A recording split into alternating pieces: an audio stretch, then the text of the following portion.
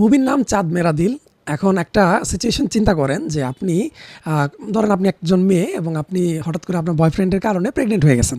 এখন আপনি যদি আপনার মার কাছে গিয়ে বলেন যে আম্মু আমি তো এরকম প্রেগনেন্ট হয়ে গেছে, আমাকে তো আমার প্রেগনেন্ট করে দিছে আমার কলেজের কোনো এক ছেলে, ঠিক আছে? তাহলে আপনার মা কী করবে? আমাকে একটু সিম্পলি বলেন তো। আপনাকে কি বলবে? এটা কোনো ব্যাপার না, তুমি অ্যাবর্শন করে ফেলো, ঠিক আছে?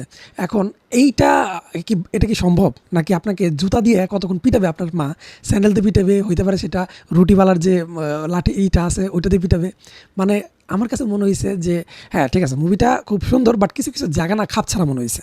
এবং এই মুভিটার যে একটা প্লাস পয়েন্ট চাঁদ মেরা দিল, এইখানে অনন্যা পান্ডে খুব ইমপ্রুভ করছে অ্যাক্টিং স্কিলের। মানে বিলো এভারেজ থেকে এখন একটু ওয়ান আপ হয়েছে। বাট মুভিটার যে মেন প্লটটা ছিল, সেই মেন প্লটটা কী ছিল যে ভাই আমার যে সিস্টেমেটিক ওয়ে আছে, আমরা ভার্সিটিতে পড়াশোনা করি। ভার্সিটিতে মানুষ কেন যায়? পড়াশোনা করতে যায়।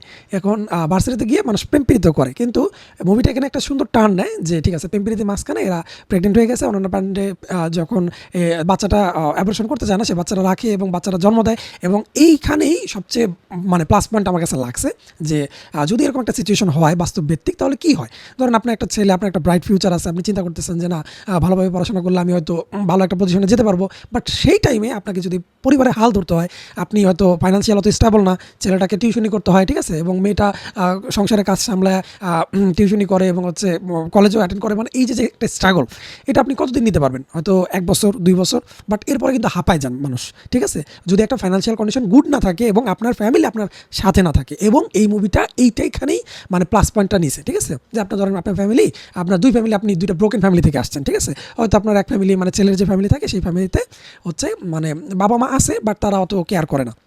আর মেয়ের ফ্যামিলি অলরেডি ডিভোর্স। তার মানে কি আপনারা সিঙ্গেল থাকবেন বাচ্চা নিয়ে। তো আমরা যখন বড় হয়েছি, আমাদের বাবা মা যখন বড় করছে, হয়তো আমরা অনেক মানে অনেক যারা যৌথ ফ্যামিলিতে বড় হয়েছেন তারা জিনিসটা বুঝতে পারবেন। আর যারা হয়তো সিঙ্গেল ফ্যামিলিতে বড় হয়েছেন তারা হয়তো জিনিসটা ফিল করবেন। এটা যারা সিঙ্গেল ফ্যামিলিতে বড় হয়েছেন তাদের জন্য মুভিটা। যে না আপনার বাবা চাকরি করে, আপনার মাও চাকরি করে, আপনি একা একা বড় হয়েছেন, বা আপনার ফ্যামিলিতে আপনার বাবা মা অল টাইম চিল্লাপাল্লা ঝগড়াঝাটি করে থাকে, তাদের জন্য এই মুভিটা, ঠিক আছে? এবং মুভিটা লাস্টের দিকে খুব সুন্দর একটা টার্নিং নেয়। টার্নিংটা হচ্ছে এরকম যে ওকে তারা ডিভোর্স নিয়ে নেয়, ডিভোর্সের মাঝখানে যে টাইমটা নেয় সেই টাইমে অনন্যা পান্ডে আলাদা থাকে এবং হচ্ছে সেই টাইমে তার সাথে আরেকটা ছেলের রিলেশন তৈরি হয়। এবং এটা স্বাভাবিক, সুন্দর মেয়ে দেখলে অবশ্যই লাইন মারবে অনেকে। বাট ওই ছেলেটার পার্সপেক্টিভটা ভালো দেখাইছে, এটা সচরাচর দেখা যায় না, সবাই খাওয়ার ধান্দা করে। ছেলেটার পার্সপেক্টিভটা ভালো দেখাইছে, ওকে তুমি তুমি মানে সিঙ্গেল মাদার, তোমাকে আমি অল টাইম সাপোর্ট দেবো। এবং এইখানেই চোদ্দামিটা করে। চোদ্দামিটা হচ্ছে যে মানে ওই যে বললাম যে নায়ক যে লাক্স থাকে নায়ক, তার পার্সপেক্টিভটা হচ্ছে ঠিক আছে আমি এই আসি এই নাই, এই আসি এই নাই, কনফিউশন তৈরি করে, ঠিক আছে? তো আর যে কলিগের চরিত্রটা করছে সে আসলে ওই যে বললাম না মানে বাপারাজ হয়ে থাকলো। মানে সে যে সাপোর্টটা দিল মেয়েটাকে, মেন্টাল সাপোর্ট দিল, ফাইন্যান্সিয়াল সাপোর্ট দিল, বা যে কোনো ধরনের সাপোর্ট দিল, দিন শেষে সে কিছুই পেল না। এইটা আমার কাছে খুব মোরাল লাগছে আসলে, যে আপনি একজনকে হয়তো পাইতে চান, তার জন্য আপনি বছরের পর বছর ওয়েট করতেছেন, বাট একটা সাডেন টাইমে দেখলেন যে সে আপনাকে ভালো লাগে, আপনাকে ফ্রেন্ড জোনে রেখে দিছে, ঠিক আছে? সো ওইখান থেকে আপনি আর বেরোতে পারেন নাই। So it is such a disappointment. So মুভিটা ওভারঅল আমার কাছে যদি আমি বলি, মুভিটা ভালো, বাট কিছু কিছু পয়েন্ট আপনার কাছে খুব মানে বেশ কম লাগবে। যে একটা হোস্টেলের মধ্যে প্রেম করতেছে, ভাই হোস্টেলের রুম কীরকম থাকে?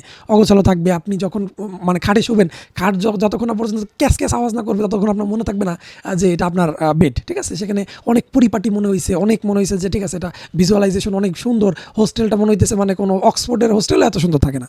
সো এই কয়েকটা পার্ট যদি আপনি বাদ দেন, তাহলে মুভিটা আপনার কাছে খুব ভালো লাগবে। মুভিটাকে আমি অবশ্যই 4 দিব, 4 আউট অফ 5 দিব। মুভিটা দেখতে পারেন, ওয়ান টাইম ওয়াচ মুভি। তো ভালো থাকবেন সবাই এবং মুভিটি ওয়ার্সের সাথেই থাকবেন। Thank you so much for watching this video.